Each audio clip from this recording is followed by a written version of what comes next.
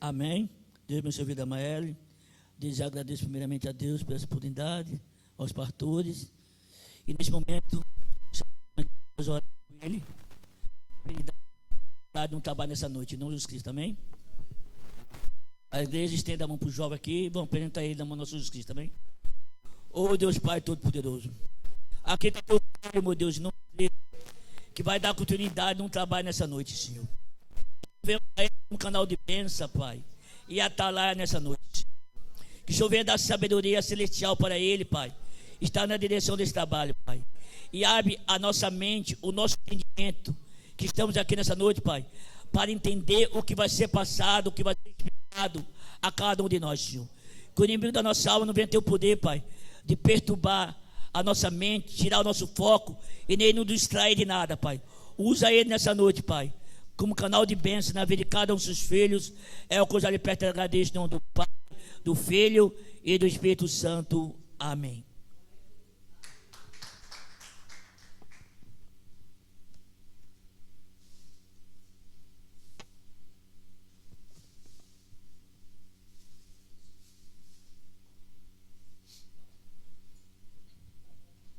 Cumprimento a igreja na paz do Senhor. Amém. Glória a Deus. Vamos dar continuidade, né, irmãos, ao ensino, ao estudo do livro de Hebreus. A aula passada nós passamos talvez pela passagem mais difícil, que é Hebreus capítulo 6. Comecinho, né? Que vai falar sobre a questão da salvação. E talvez uma coisa que ficou faltando eu falar, que exemplifica, né? E que talvez esse estudo até esclareceu aquilo que eu já pensava, já debati até muito com a minha mãe sobre isso. E sobre a questão da certeza da salvação, né? Porque se nós entendermos a aula passada, a gente entende que salvo não é aquele que sofre perseguição, salvo não é aquele que está na igreja, salvo não é aquele que trabalha na obra, salvo não é aquele que prega, salvo não é aquele que faz sinais e maravilhas. Esse a gente não pode apontar e dizer salvo, né? Porque a gente conhece muitas pessoas que orava, que pregava, que jejuava, que era homem, que era mulher de Deus, e apostataram, e saíram da fé, e saíram do caminho. Nós conhecemos pessoas assim, né? Infelizmente. Então, a palavra de Deus, ela é esclarecedora. E aí eu ficava com a minha mãe nesse debate. Ela falava: tu tem que ter certeza da salvação, tu tem que ter certeza da salvação. Eu falei: mas mãe, como é que eu vou ter certeza da salvação? E a palavra de Deus vem nos esclarecer isso. Eu acho que dá uma clareza maior. E faltou eu dizer uma coisa, uma frase que amplifica essa questão da salvação e pode finalizar. Está dando um pouco de ruído, mas pode abaixar um pouquinho? E exemplifica essa questão da salvação de maneira fácil. A gente sabe que Deus, ele é dono do passado, presente e futuro. Ele é onipresente. Então, no quesito salvação, ou às vezes até melhor trocar de microfone, né? Glória a Deus. Som. E na questão da salvação, nós podemos dizer o seguinte, que pela morte de Jesus, pelo sacrifício de Jesus, nós fomos salvos. Pela obra do Espírito Santo, nós estamos sendo salvos.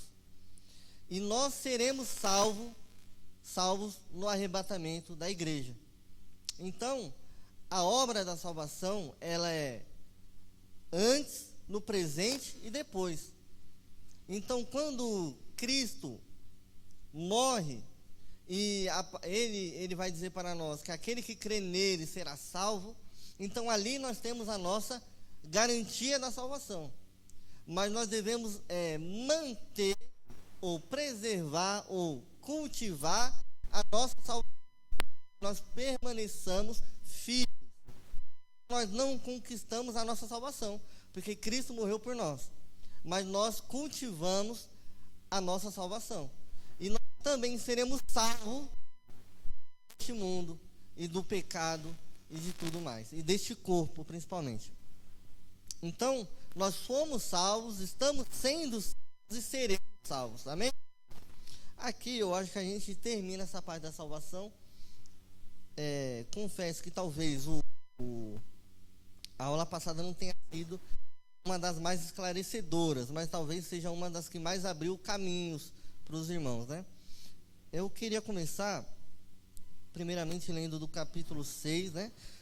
Do versículo de número 9 ao versículo de número 12. Que fala assim, todos estão com a Bíblia aberta, amém? Mas acerca de vós, ó amados, ainda que falemos assim, estamos certos de que coisas melhores e relativas à salvação, porque Deus não é injusto para se esquecer do vosso trabalho e do amor que mostrardes para com o seu nome, pois servistes os santos e ainda o servis. E desejamos que cada um de vós mostre o mesmo esforço, dedicado até o fim, para a completa certeza da esperança, que não vos torneis indiferentes, mas sejais imitadores dos que herdam as promessas por meio da fé e da paciência. Aqui, esse que vai tratar da segurança da salvação. O autor, ele vai chamar, primeiramente, eu acho bonito o começo do versículo de número 9, que ele traz, ele chama de amados, como alguém que exorta, porque nós já entendemos que a exortação, ela não vem, né, com cajado, por mais que o cajado, às vezes, ele exorte, mas não é usado para ofender, para machucar, para pressionar, né? Então, ele traz uma exortação, mas com amor, como se meio que um tom pastoral, tratando com amor, porque ninguém muito é convencido, né, na rigidez, não é muito convencido, mas talvez o amor ele seja a melhor forma de ensinar e educar alguém, né? Então ele traz esse tom bonito, amados, e ele reconhece que há sinais de salvação genuína nesses crentes, porque ele vai falar que eles estão fazendo uma coisa produtiva, uma coisa boa. Ele fala para continuar um trabalho a qual eles já estão fazendo. Então demonstra ali frutos. É um povo que demonstra que tem frutos. Eu acho que ali ele não enxerga aquele povo como um povo que está perdido. Ele enxerga um povo que está ali numa corda bamba. Então ele vê frutos, ele está exortando, não é porque você não exorta alguém que está perdido, que não quer saber de nada. Você justamente exorta alguém por conta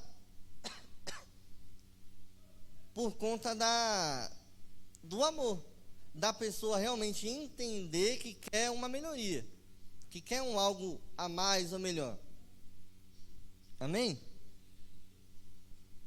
Então, ali eles demonstram, isso só no versículo de número 9, um sinal de salvação genuína. E mesmo após essas advertências, né, ele ainda demonstra que ele tem ali uma autoridade até, né? Então, a gente não sabe certamente qual foi o autor aos Hebreus, mas com certeza era alguém com relevância para falar até nesse tom. Amém? O versículo de número 10, eu vou tratar bem lentamente agora no começo, porque do 13 ao 18, a gente vai até pular para uma outra parte da Bíblia. Deus não é injusto para se esquecer da vossa obra e do trabalho de amor. A gente conhece muito bem aquela passagem a qual a gente costuma repetir, que Deus ele não vai se esquecer nem de um copo de água que a gente dá a um dos pequeninos de Deus. Deus ele não se esquece. É bonito o trabalhar de Deus porque ele se esquece do nosso passado e dos nossos pecados, mas ele não se esquece das nossas obras a qual nós fazemos. Então Deus não é injusto para se esquecer da vossa obra e do trabalho de amor. Então Deus ele traz para nós uma recompensa pela fidelidade e pelo amor ao serviço. Nos Estados Unidos, isso é muito comum. No dia de domingo, lá existem megas igrejas, mas até as menores, o trabalho, o serviço é diferente um pouco do Brasil. Agora no Brasil a gente tem igrejas semelhantes, e no domingo, isso me vem à memória, é chamado de Sunday Service. O que é o Sunday Service? É o dia, vamos colocar assim, o dia de serviço. Eles tratam a obra de Deus como serviço, mas não um serviço pesado, ou um serviço a qual você vai para o seu trabalho e você se cansa e você conta os minutos e as horas para sair dali.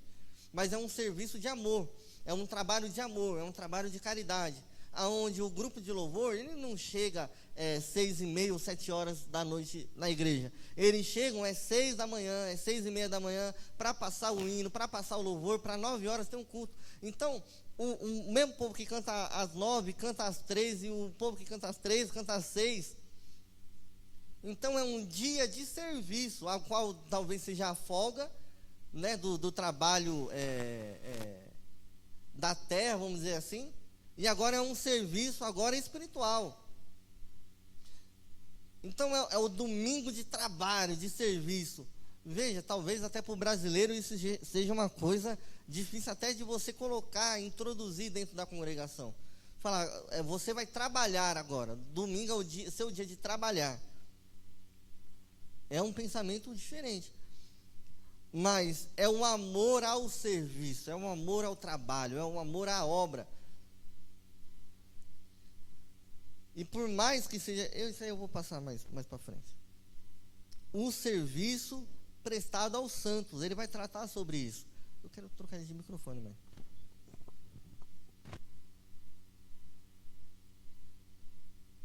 Glória a Deus. Som. Pronto. O serviço aos santos. No versículo de número 10, aqui. Porque Deus não é injusto para se esquecer do vosso trabalho e do amor que mostrardes para com o seu nome, pois servistes os santos e ainda o servis. Ele traz a memória sobre o servir aos santos. Porque, irmãos, veja bem, Deus, ele trata com muita seriedade a reunião para cultuá-lo. Naquela época, o reunir-se para o culto não era igual nós temos a reunião, que tem hora e data marcada, dia marcado, tempo estipulado, local estipulado. Naquele momento era quando dava a hora que desse, na hora oportuna, o momento que for necessário, na casa de quem quiser, na casa de quem puder, de quem estava disposto a sofrer perseguição para abrir sua casa para um culto. Então isso era de muita relevância. E a gente vê crentes cada vez mais fechando as suas casas e as suas portas ao invés de abri-las. E se esquecem ou não sabem que Deus recompensa aquele que abre a sua casa, aquele que abre o seu lar, para haver um culto de comunhão entre os crentes para o adorá-lo. Isso é algo muito poderoso. Aquele que abre a sua casa para um culto, para uma célula, para um ponto de pregação, Deus o recompensará. E esse serviço na congregação, esse serviço aos crentes, esse serviço na sua própria vida, em amor, há recompensa, irmão. Tem recompensa de Deus para os crentes que trabalham para Ele e por Ele. No versículo de número 11, ele vai tratar sobre o zelo. Desejamos que cada um de vós mostre o mesmo zelo, o mesmo cuidado. Aquilo que o autor aos Hebreus está tratando aqui é permanecer num zelo, num cuidado, é perseverar, igual nós falamos na aula passada, é perseverar até o fim. Aquele que persevera até o fim, este era o salvo. Aquele que não persevera até o fim, este não era o salvo. Por mais que ele tenha feito 99% e seja maravilhoso, se ele não perseverar até o fim, se no último momento da sua vida ele negar a Deus, ele não é salvo. Então, ele vai trazer para nós a perseverança até o fim, é a demonstração da fé verdadeira. E ele exorta para esses crentes para haver uma diligência. O que é diligência, irmão Abraão? É um zelo, mas não é só um cuidado, né? Zelo é cuidado, mas não é só um cuidado simples, mas é também um cuidado minucioso. É aos detalhes, é nas minúcias, é na simplicidade, nas pequenas coisas. E é esse zelo, esse cuidado, essa diligência constantemente. Então, eu vou pedir aqui para Joelma abrir em Filipenses 2 e para Lindinha abrir Gálatas 6:9. Porque quando nós temos essa diligência, esse cuidado, este zelo, e que nós continuamos tendo, o que ele fala aqui para nós é que nós devemos cultivar aquilo que nós temos. É como se Deus, ou como se um pai entregasse ao seu filho uma terra. E essa terra o filho não trabalhou, o filho não conquistou, foi por herança. O pai deu essa terra ao seu filho. Agora ele tem que zelar daquela terra, ele tem que cuidar daquela terra, ele tem que plantar naquela terra, ele tem que cultivar, ele tem que dar frutos naquela terra. Porque é algo que Deus nos deu e agora nós devemos evoluir, nós devemos cultivar, nós devemos dar frutos naquilo que Deus deu para nós. Já achou aí, Jô? Filipenses 2, versículo de número 12.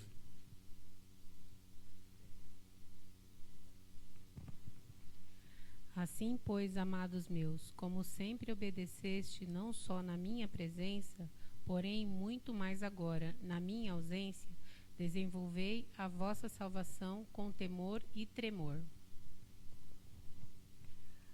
Veja, lembra que o irmão Abraão falou, nós fomos salvos, então aquilo está garantido. Nós estamos sendo salvos.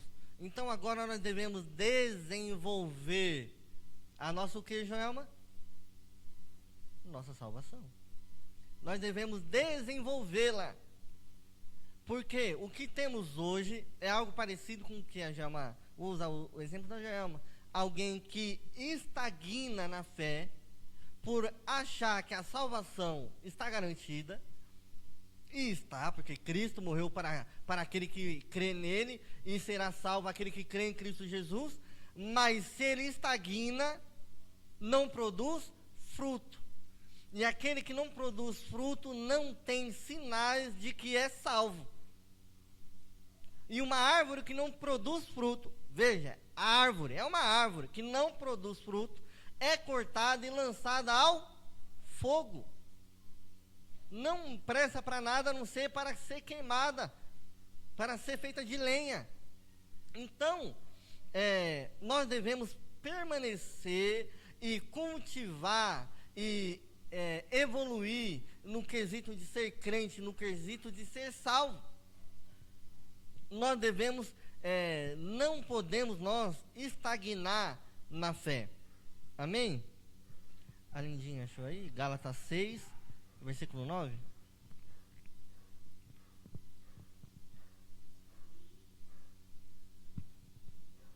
e não nos cansemos de fazer bem, porque a seu tempo ceifaremos, se não houvermos desfalecido.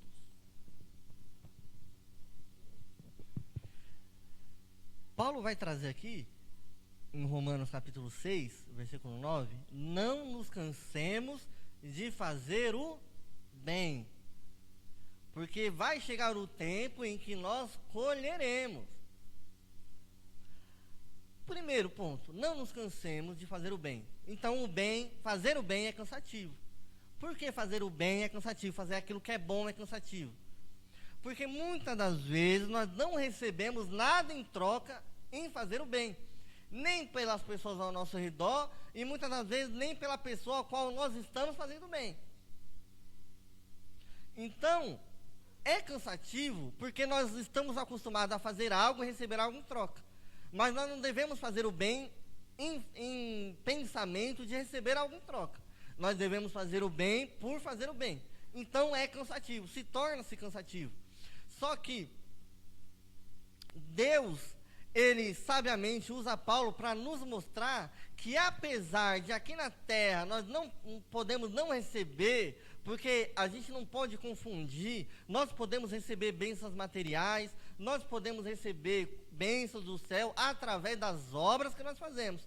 Só que também nós podemos não receber. E se nós não recebemos, amém, glória a Deus, porque lá no céu haverá galardão para aqueles que praticaram as obras aqui na terra e para aqueles que fizeram o seu chamado e produziram bons frutos. Então veja, Paulo fala, nós podemos até perecer. Ora, se nós recebemos do Senhor algo para nós, pelas nossas boas obras, glória a Deus. Mas se também nós não recebemos, glória a Deus, porque lembra daquilo que a gente acabou de ler, Deus não é injusto para se esquecer da vossa obra e do trabalho de amor. Não é porque nós não recebemos algo nessa vida, ou agora, ou momentaneamente, que Deus se esqueceu do copo de água, que Deus se esqueceu do seu louvor, que Deus se esqueceu da sua pregação. Mas veja, Deus, Ele não se esquece, Ele não é injusto. Aquilo que você tem de galardão para receber, pode não ser nessa terra, mas maravilhoso será no céu. Porque aqui nessa terra nós gozaremos dessa vida 30, 40 anos, 70 anos, 80 anos, mas lá no céu nós receberemos um galardão a qual nós iremos gozar a eternidade.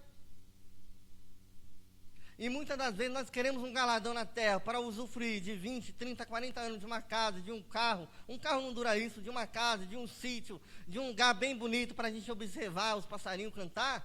E a gente se esquece que galardão maior é o que Deus tem preparado para nós no céu, e ele não tem data de validade, não muda de endereço, não muda de dono.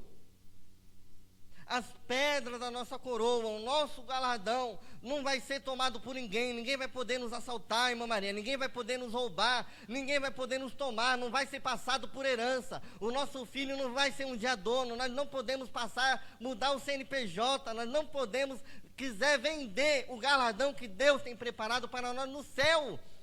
É algo muito melhor e mais precioso do que aquilo que nós temos aqui na terra. Só que não nos cansemos de fazer o bem.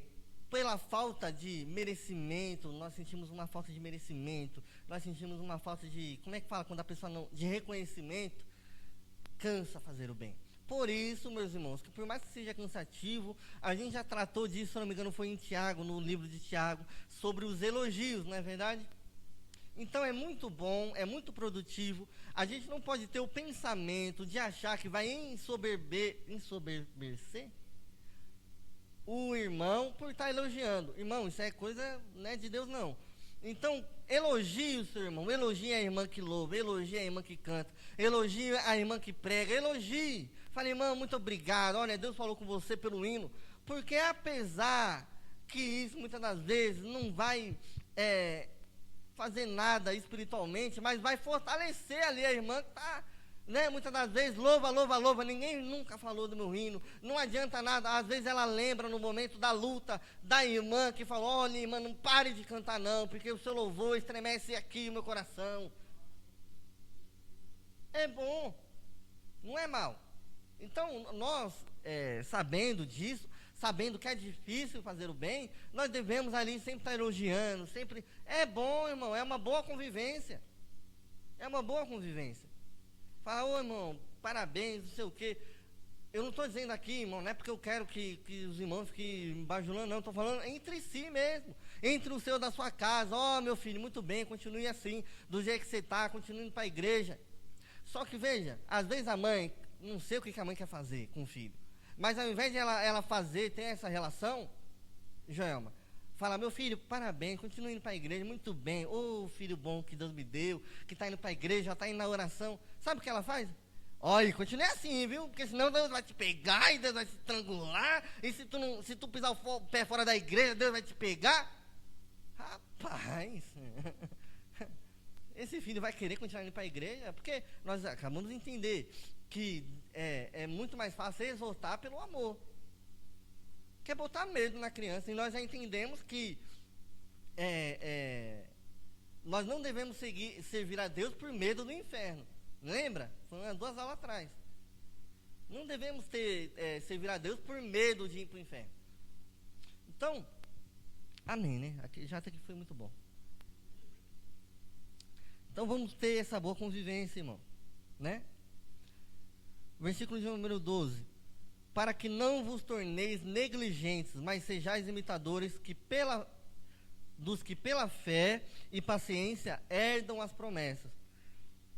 Quando ele fala, para que não vos torneis negligentes, ele está falando o quê? Para a gente ter essa diligência, para a gente ter esse cuidado, esse zelo, para que a gente não se torne negligente. Ou seja, eu tenho até que sentar para conversar com a mocidade, porque alguns jovens tiveram reações no nosso retiro que eu não esperava que os nossos jovens tivessem, ou tiveram posições que eu não esperava que os nossos jovens tivessem. Então eu sinceramente achei que eles teriam outro tipo de posição, porque não tiveram um zelo e se tornaram negligentes naquilo que eles estavam lá para fazer. Os irmãos conseguiram entender? O que é negligenciar? É falta de zelo, é falta de cuidado. Não tiveram cuidado e se tornaram negligentes e agiram de uma forma a qual não era correto para o membro da igreja agir. Mas aí, qual é a recomendação que o autor aos Hebreus vai dizer? Mas sejais imitadores dos que pela fé e paciência herdam as promessas. Então, o maior perigo, a gente já cansou de dizer, não é apostatar, porque aquele que apostata, aquele que nega, aquele que sai, aquele que vai embora, a gente consegue separar, a gente sabe identificar rápido. Agora, aquele que está nessa preguiça espiritual, nessa leseira, vamos ser mais sinceros, espiritualmente falando, a gente não consegue identificar, ou não tão facilmente, porque ele está no nosso meio, ele vem aos cultos, ele vem nas orações, ele está ali em volta, só que ele não está verdadeiramente, para usar o nosso falar mais costumeiro, ele não mergulha na papa quente. Então é aquele crente que sempre está nas bordas, ele sempre está nos pratos, ele sempre está nos eventos, mas ele não mergulha, ele não aprofunda. E muitas das vezes a gente até acha que a gente, né, talvez incentivando e vai e volta, a gente, ele está na borda, a gente só faz mexer o prato, sabe? Quando você pega o prato que está muito quente, que a gente pega da borda e leva para o meio, joga do meio para o fundo, para a beirada, a gente só balança o prato para ver se dá uma esquentada na papa, mas verdadeiramente ele continua na borda. Então, esse é o maior perigo, né? E um remédio que ele vai dizer é fé e paciência, que nós sabemos que a fé e a paciência produz perseverança, porque aquele que persevera, ele tem paciência naquilo que está por vir, mas ele persevera também pela fé, porque ele tem fé naquilo que há de vir. Se ele não tiver fé que tudo vai ficar bem, ele não persevera. Então, e aí ele vai dizer, sejais imitadores. Jesus vai dizer, Paulo vai dizer, sejais meus imitadores, como eu sou de Cristo. Não é verdade? E aí a gente usa a mesma coisa semelhante. Por quê? Sejais imitadores. Aqui ele não fala de Cristo. Dos que pela fé e paciência herdam as promessas. Não estou dizendo que a gente tem que ser não têm que ser imitadores de Cristo, nós devemos ser. Mas aqui ele não está usando esse contexto, ele não está usando esse exemplo. Ele está trazendo aqui que a gente tem que ser imitadores de quem, irmão Abraão? Daqueles que andam com Jesus, daqueles que estão mais pertinho de Jesus, daqueles que estão mais próximos de Deus, daqueles que têm mais intimidade. Esse é aquele que nós devemos se espelhar, que nós podemos ver no dia a dia, que nós podemos ver no cotidiano, que nós podemos estar ali, ó. Nós podemos ter uma conversa e ver como é que ele age. Nós podemos entrar na casa dele e ver como é que ele age. E é nessa pessoa que tem a fé, tem a paciência, é realmente transformado, é um bom cristão, é um bom crente, que nós devemos se espelhar. Então, ele vai dar agora um exemplo, né? A gente tem vários exemplos dos heróis da fé e tal. Mas ele vai dar agora um exemplo de Abraão. Amém? Aí a gente vai para o 13 ao 18, que agora é a parte mais legal da carta. Da aula de hoje, né? A certeza da promessa, né? Quando Deus, versículo número 13, os irmãos acompanhem aí, tá? Quando Deus fez a promessa a Abraão, o jurou por si mesmo, visto não ter outro maior por quem jurar, e disse: por certo te abençoarei e te multiplicarei grandemente. Assim Abraão, tendo esperado com paciência, alcançou a promessa, pois os homens juram por quem é maior do que eles, e para eles o juramento para confirmação é o fim de toda disputa ou de toda contenda. Assim Deus, quando mostrar mais claramente aos herdeiros da promessa a imutabilidade do seu propósito, interveio com juramento, para que nós, que nos refugiamos no acesso à esperança proposta, tenhamos grande ânimo por meio de duas coisas imutáveis, nas quais é impossível que Deus minta. Amém? E aí é uma coisa que fica meio, né, sem você entender muito bem. E aí a gente tem que esmiuçar um pouquinho. Quando Deus fez a promessa para Abraão, visto que não tinha ninguém maior por quem jurar, jurou por si mesmo.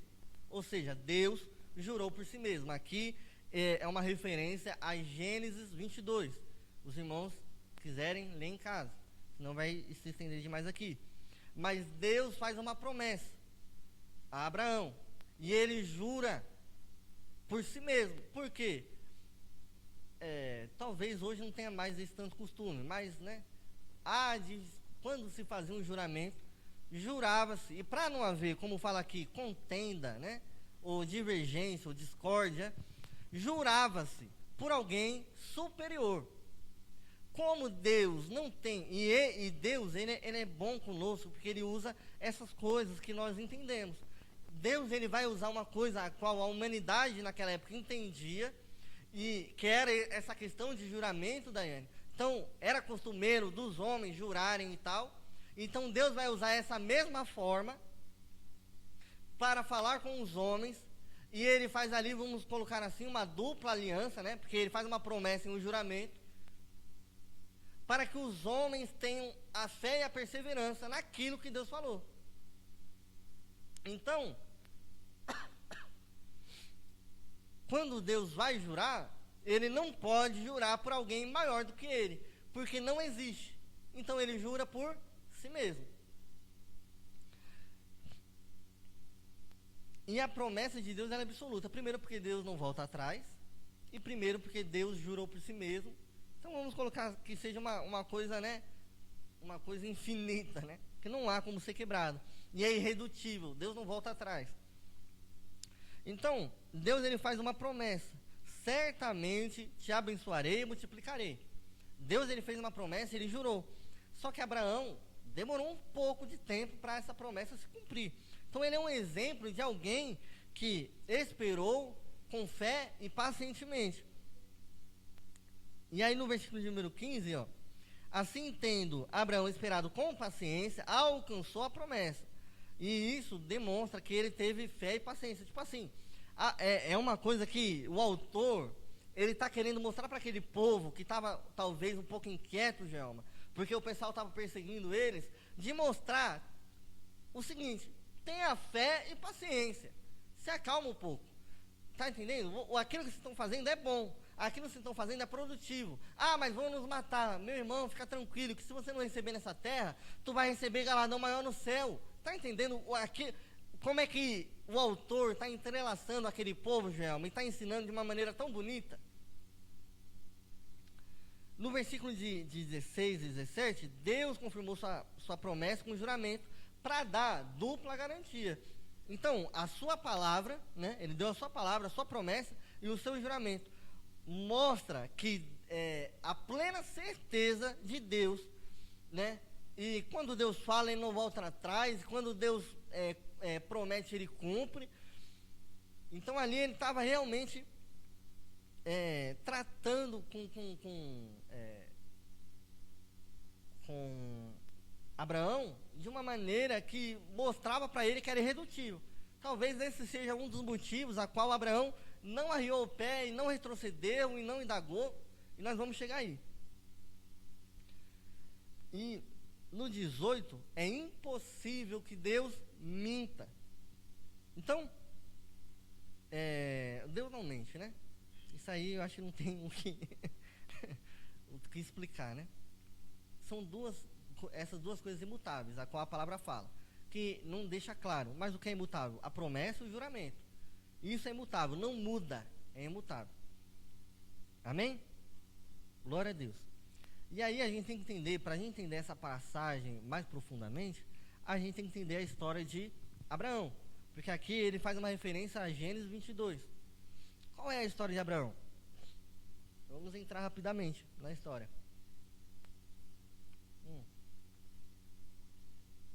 Bem, eu vou pedir para alguém abrir aí. A Daiane, pode ser, né? A Daiane abre, já está em Hebreus, né? Hebreus 11, ou todo mundo abre, né? Deixa a Bíblia aí aberta em Hebreus 11. Deixa aí com o dedinho marcado. Amém? Bom, a história de Abraão. Amém. A história de Abraão, eu acho que os irmãos muitos já conhecem, né? Mas vamos fazer um repeteco. Abraão era de Ur dos Caldeus, uma terra idólatra, né? Ali ele estava também, não só numa terra idólatra, mas ele também era de uma família idólatra, né? E ele era filho de Terá. Terá teve 3 filhos, homens, né? Sara, para quem não sabe, era irmã de Abraão, por parte de pai, né? Então, quando Abraão chega naquele fato, né, que ele fala, quem é essa? E ele fala que é o quê? Minha irmã. E aí a gente vê muita gente falando, ele omitiu, ele mentiu. Não, ele fala a verdade. Não é minha irmã dele, não? É ou não é? Então pronto. Resolvido o problema, né? Se alguém tinha algum problema com isso, né? Sara era meia irmã de Abraão. Deus chama Abraão aos 75 anos para fazer ele sair da terra, né? Porque aquela terra não era uma terra boa, não estava num ambiente de família bom, porque era terra idólatra e família idólatra, né? E chama ele para ele ser pai de uma grande nação, né? Deus, né, muda o nome de Abrão para Abraão, né? Porque ele seria pai de uma grande nação. E Deus faz essa promessa. Quando Deus faz essa promessa, Abraão, casado com Sara. Sara era infértil, não podia ter filho. E aí, todo mundo conhece a passagem. Sara chega aos ouvidos de Abraão e fala, olha, tem aquela serva Agar, tem um filho com ela, para que se possa cumprir a promessa a qual Deus prometeu para que isso aconteça na sua vida. E Abraão, ao invés de repudiar a mulher, ao invés de negar, ao invés de falar não, ao invés de tudo mais, ele ajuda, entre aspas, essa ajuda de Sara, se deita com Agar e tem Ismael. Todo mundo conhece a passagem, né? Então, Abraão se deita com Agar e nasce Ismael. Só que, eu falei, mas agora que Deus muda o nome de Abrão para Abraão, e aí ele reafirma, é como se Deus reafirmasse ainda de novo, né? Aos 99 anos, Deus reafirma que que Abraão será pai não só de multidão, mas de muitas nações. E aí, quando Deus reafirma isso, né, foi aos 99 anos, aos 100 anos, nasce Isaac, né, que é o verdadeiro filho da promessa. Não é uma barriga de aluguel, é verdadeiramente o filho da promessa. Só que aí, o que acontece? Né? Aí a gente sabe que no terceiro ano, que era costumeiro, quando o filho desmamasse, né, que era da época, quando fizesse 3 anos de mamava, fazia-se uma festa. Nessa festa, Sara flagrou Ismael zombando de Isaac, manda Abraão mandar embora, despedir Agar e Ismael e tudo mais. Só que aí Isaac cresce, né, e chega o tempo da grande prova, que é o momento ao qual também todos nós conhecemos, mas nós vamos trabalhar um pouquinho mais legal esse texto. Deus pede para Abraão para sacrificar Isaac. Nesse momento, se Abraão teve Isaac com 100 anos, Isaac tinha mais ou menos 14 anos, Abraão tinha que idade? 114. Abraão com idade de 114 anos, Isaac com idade de 14 anos, Deus pede para que Abraão sacrifique o filho da promessa. E é uma loucura, né? Porque Deus promete um filho, promete que Abraão vai ser pai de muitas nações. E agora Deus manda que sacrifique o filho da promessa. É uma coisa de doido, imagina, né? A gente na posição de Abraão. Só que a gente vê que Abraão, ele não questiona, não discute, não atrasa o plano de Deus, ele simplesmente obedece. Quando Deus fala com ele, ele vai lá, vamos conjecturar, né? Ele vai lá, acorda cedo, corta a lenha, ele preparou os animais, chamou os servos, e Deus manda ele para o Monte Moriá, mandou ele naquela viagem, 3 dias de viagem. Com certeza, você acha que Abraão falou para Sara que estava indo sacrificar o filho? Com certeza não, porque senão quem era sacrificado naquele momento era Abraão, não era Isaac, né? Então, Abraão não fala nada, sai na miúda, não fala nada para ninguém, Deus falou com ele, o negócio está com ele. Vai lá, leva animais para levar a lenha, o fogo e tudo mais, aquilo que é necessário para ser um sacrifício. Leva os servos para ir. Depois de 3 dias, chega-se ao monte, a qual Deus ordenou que Abraão fosse mais Isaac. Naquele momento, Abraão não sobe nem com os animais, nem com os servos. Quem sobe? Abraão e Isaac. Nesse momento. E eu imagino, vamos pensar um pouco nessa viagem. Abraão, muito provavelmente angustiado, porque está indo sacrificar seu filho. E Abraão estava indo sacrificar seu filho. E nós já vamos entender sobre isso. Uma angústia. E agora imagine Isaac com 14 anos fazendo uma viagem de 3 dias para ir sacrificar com o pai. Uma criança. Com certeza, alegre, pulando, né? Andando de um lado para o outro. Imagine uma criança com seu pai. Com muito mais energia do que seu pai e com muito mais força. Imagine né? Esse lado emocional, né? Abraão vendo Isaac ali cheio de vigor, cheio de força, com saúde, forte. Por que forte, Abraão? Porque quando ele vai subir um monte, quem leva as coisas para o sacrifício não é Abraão com 114 anos. Quem aqui acha que Abraão tinha mais força do que Isaac? Um velho de 114 anos para um menino de 14. Quem leva a lenha, Jama, é Isaac, para subir o monte, porque os servos ficaram lá atrás. E aí chega naquele momento em que Abraão questiona seu pai. Fala, pai, tá certo, nós estamos subindo aqui, mas cadê o cordeiro? Cadê olha, veja, pai, aqui é o fogo e a lenha, mas onde está o cordeiro? E Abraão responde o quê? Deus proverá.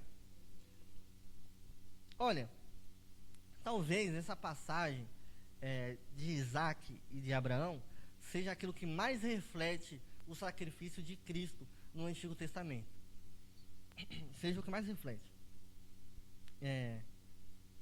Quando Abraão está ali, ele não está ali de brincadeira. Quando ele fala isso aqui, às vezes a gente acha que Abraão está indo esperando, porque depois, quando Abraão está lá, e né, ele levanta a sua mão, e o anjo do Senhor o interrompe, e depois aparece o quê? Um cordeiro, né, irmã Maria? Aparece um cordeiro. A gente acha que aqui, ele está crendo que vai aparecer um cordeiro. Mas podia aparecer 100 cordeiro. A ordem de Deus não foi para sacrificar cordeiro. Ele não estava sacrificando por falta de cordeiro. Abraão era homem rico. Não era falta de cordeiro. Podia aparecer 1000 cordeiros, pastor Raildo. A ordem era sacrificar quem? Isaac. Veja, quem abriu aí sua Bíblia em Hebreus 11? Quem abriu aí? Eu pedi para todo mundo abrir, né? Hebreus 11, versículo 17. 17 e 18. Que é aquela passagem conhecida, pela fé. Lembra daquela passagem? Pela fé, fulano, pela fé, ciclano, pela fé. Não tem essa passagem? A mesma coisa, 17 e 18. Pela fé, Abraão, quando provado, ofereceu Isaque para ser sacrificado. Sim, aquele que havia recebido as promessas estava a ponto de oferecer o seu único filho, sobre o qual se havia falado: em Isaque será contada a sua descendência. Ele considerou que Deus era poderoso até para ressuscitar dos mortos, e assim também simbolicamente recuperou. Ou seja, ele não estava com fé que ia aparecer um cordeiro, pastor Raildo. Ele estava com fé que Isaac iria ressuscitar. Ele não estava assim, ele não estava preocupado era em matar o filho, ele estava preocupado era que Deus ele vai ressuscitar meu filho depois. Ele estava com convicção em passar a faca em Isaac, meu irmão. Por isso que ele levanta a mão. Não é que, sabe, o anjo do Senhor parou, é porque ele ia descer a peixeira. Você consegue entender quão forte é isso? Agora veja bem, pai, subida do monte. Você não sobe um monte em duas horinhas não, meu irmão. É caminhada. Ainda mais um velho de 114 anos, e um jovem, né? Talvez o jovem foi mais na frente. Mas, veja, isso não está na Bíblia. E eu já falei isso aqui. A gente consegue imaginar, né? Abraão aqui, com o cutelo na mão. E como é que Isaac estava? Os olhos vendados, irmã Maria? A irmã Maria falou, olhos vendados. Como é que Isaac estava?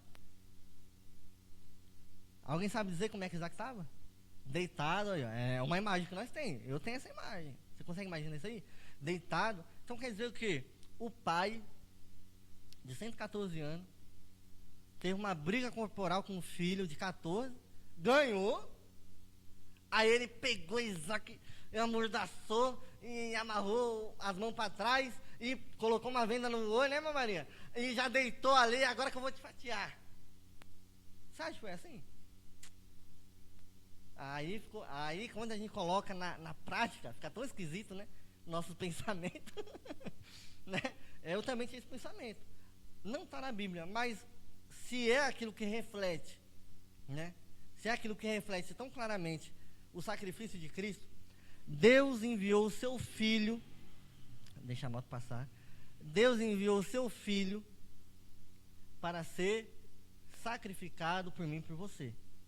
E o Filho foi de livre e espontânea vontade.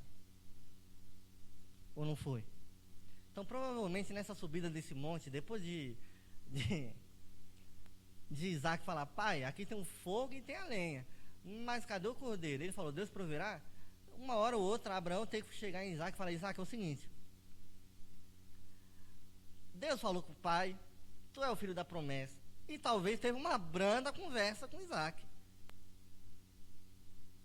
Porque ou é isso, ou foi luta corporal, ou foi na trairagem, Daiane. Isaac virou as costas, ele já pegou Isaac pelo pescoço e deu um mata-leão. Foi assim, será?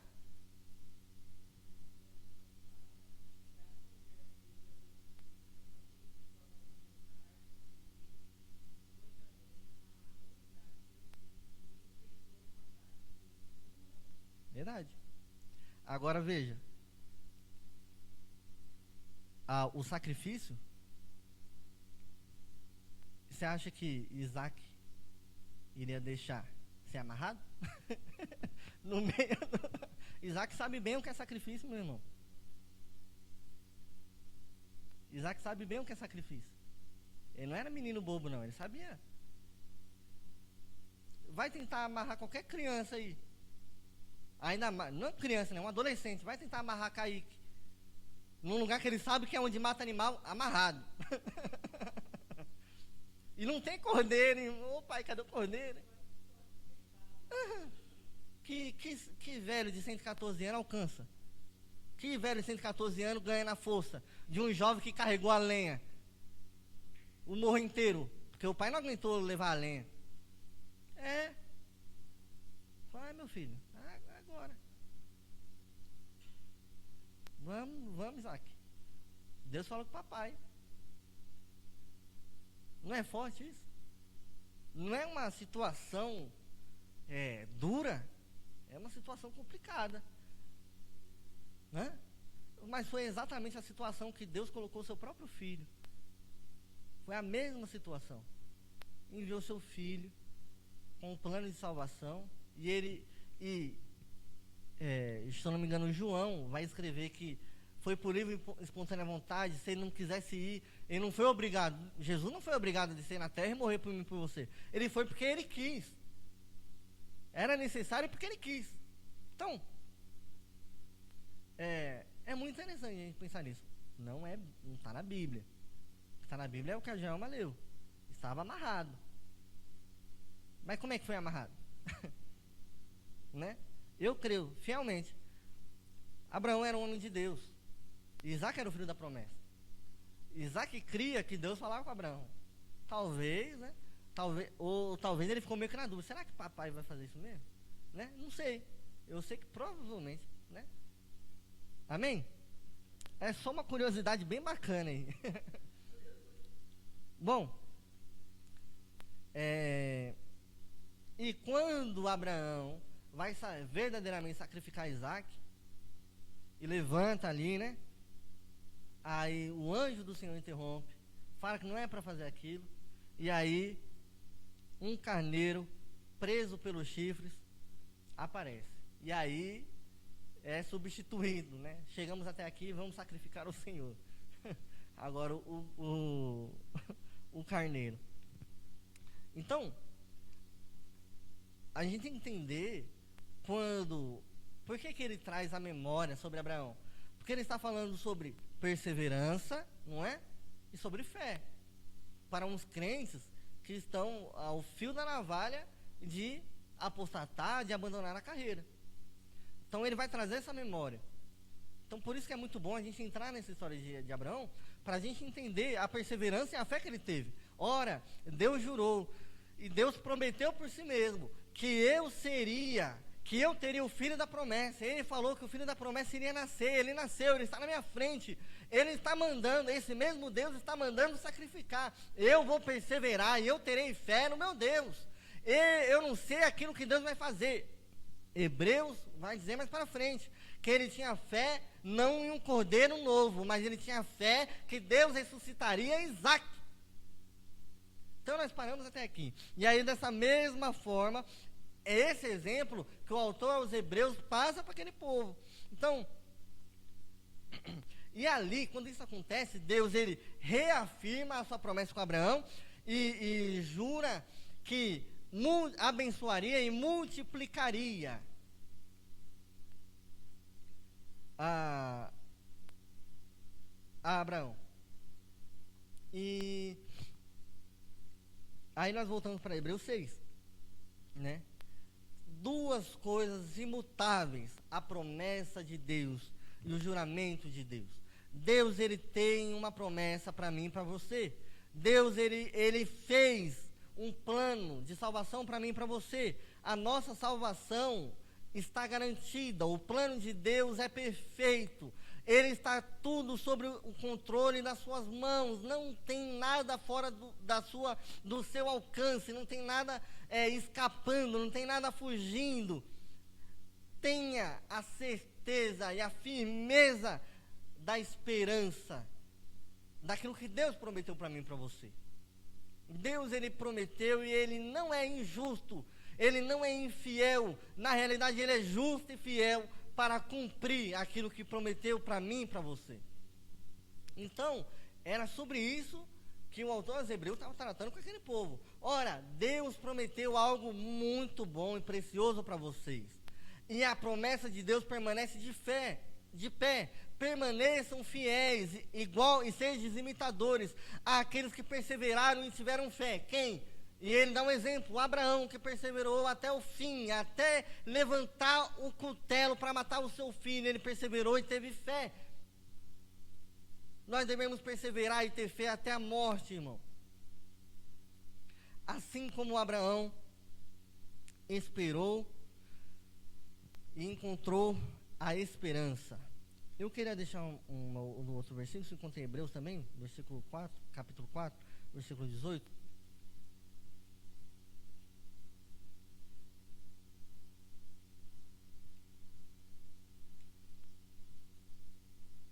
Ah, não, perdão.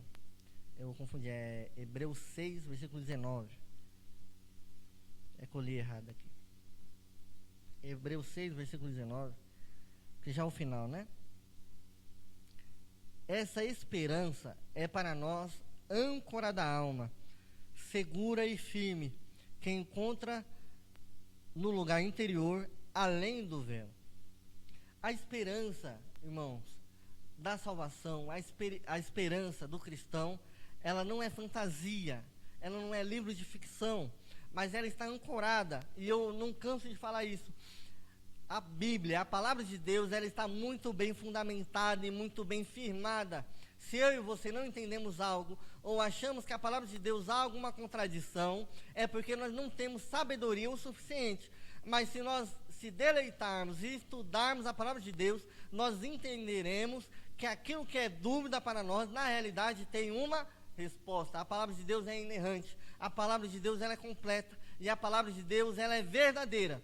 Porque se tivesse apenas sequer um erro na palavra de Deus, que é a Bíblia, ela seria totalmente jogada fora. Se houvesse um erro. Porque você acreditaria, sabe, num livro que se diz 100% real, verdadeiro, e ele tem um erro no meio? Se ele tem um erro, o que garante que ele não tenha dois? O que garante que um erro que não tem que não tem um erro, tenha dois, tenha três, tenha quatro? Seja um erro por completo. A Bíblia, ela se coloca num lugar de inerrância. E aquilo que Deus falou, ele vai cumprir. E talvez a gente possa ter um módulo, né, uma aula à parte, tratando sobre a inerrância da Bíblia. Porque tem gente que fala que a Bíblia foi escrita por mãos humanas, que a Bíblia foi escrita mais de não sei quantas vezes. Você já escutou isso aí? Que a Bíblia, adulteraram a Bíblia tem outro livro. A gente pode trazer uma aula só sobre isso, né? Para a gente poder ter resposta para esse povo que acha que entende Bíblia. Amém? Âncora da alma. Eu vou terminar aqui, viu, irmão? A firmeza na esperança. Nós lemos o 19, vamos ler o 20. Onde Jesus entrou por nós como precursor, tornando-se sumo sacerdote para sempre, segundo a ordem de Melquisedeque. Isso está bem esclarecido, né, irmãos? 2 aulas passadas sobre a ordem de Melquisedeque. Mas nós temos essa esperança como uma âncora firme e segura. O que é a âncora? Ele traz uma imagem, né, da âncora do barco. A âncora, ela dá estabilidade. Ela faz com que o barco não vá para onde o dono do barco não quer que ele vá, né? E também impede que esse barco vá contra os rochedos da praia, né? Então o barco não vai para onde o dono do barco não quer que vá, e também não se quebra todinho. Essa é a âncora a qual nós estamos firmados. É o que nos dá estabilidade, é o que dá a gente ser sóbrio, a gente ser equilibrado. Esse é o servo de Deus. E é o que nos dá estabilidade nos momentos mais difíceis da nossa vida. Pode ser a tempestade que for, você não vai ver aquele barco que está ancorado no meio lá do mar, porque ele está ancorado. E nós temos essa esperança que se torna a âncora da nossa alma. É o que mantém estabilidade na nossa alma, irmã Maria. É o que mantém estabilidade no nosso espírito, é o que nos mantém de pé. E diferente das âncoras dessa terra, que se colocam ela no chão, né? A nossa âncora não está no chão, não está para baixo. A nossa âncora está firmada no alto, está firmada lá em cima. Porque a nossa âncora não está nas coisas da terra, mas está firmada nas coisas do céu. As âncoras dessa terra vão até o fundo do mar, mas a nossa âncora sobe ao céu, a qual o autor aos Hebreus vai dizer o quê? Essa esperança é para nós a âncora da nossa alma, segura e firme, que entra no lugar interior, além do véu. Quando ele vai falar além do véu, para aquele povo era muito comum, porque no templo tinha o quê, pastor Raildo? O véu, que separava o lugar santo do lugar santíssimo. Então, para eles entendiam bem aquilo que o autor aos Hebreus está falando. É uma âncora, é uma ligação que liga a Jesus diretamente e que rompe esse véu, que rompe essas barreiras, que rompe isso tudo. A ligação com Cristo, ela é direta e ela nos mantém firmes na palavra de Deus. Então, Jesus Cristo é o nosso precursor, ele veio antes de nós, abrindo todo o caminho. Ele é o sumo sacerdote, porque ele garante o nosso livre acesso a Deus, e ele é a nossa esperança, a qual liga a gente por essa âncora a Deus, e nós estamos ligados a Deus por essa âncora que é Cristo, amém? E essa é a grande oportunidade.